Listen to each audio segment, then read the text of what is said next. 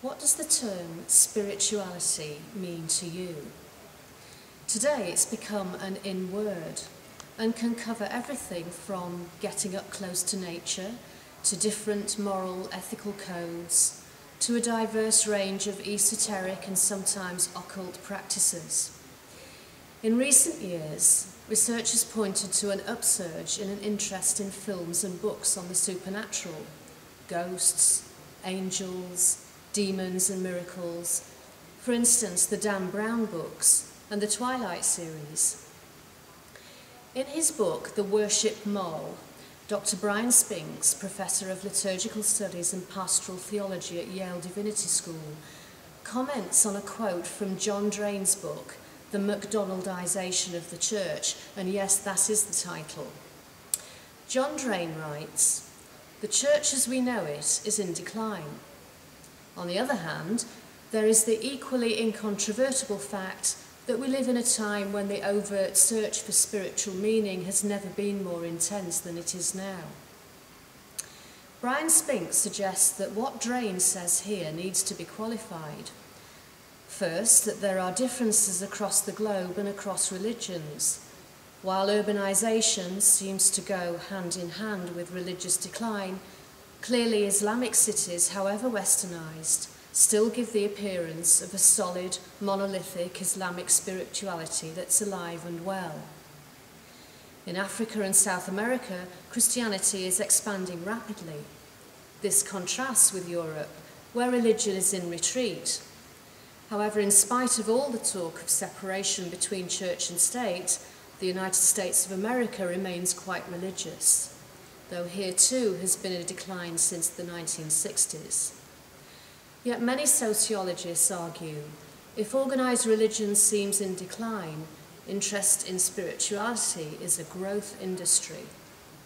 But here, as Brian Spinks suggests, care has to be taken as to what the term spirituality actually means.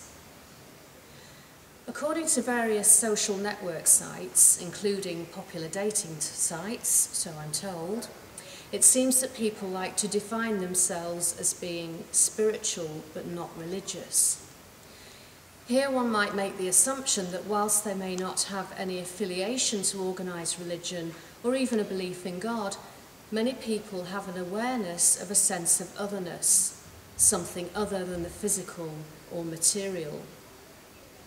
In our postmodern age, where values are more and more based on consumerism and choice, one would think that society should be more open to faith claims. But the paradox is that according to studies, society has inherited the anti-religious bias of modernity.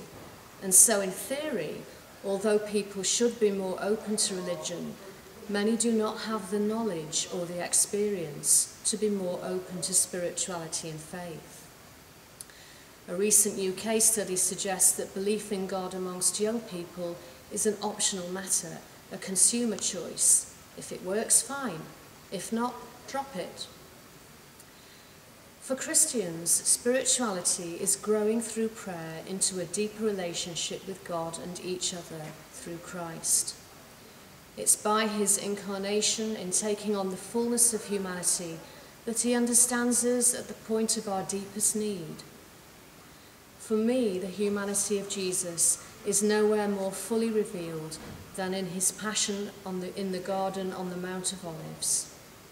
He knew that his death would carry the full horror of darkness and God-forsakenness, though quite what that was we don't know. But we do know, however, that at that moment Jesus was afraid. So afraid, in fact, his sweat became like drops of blood, something that medical research tells us is possible under conditions of extreme stress. Jesus was fully aware that he was about to enter that darkness, that terror, alone, to fulfill his purpose in the world.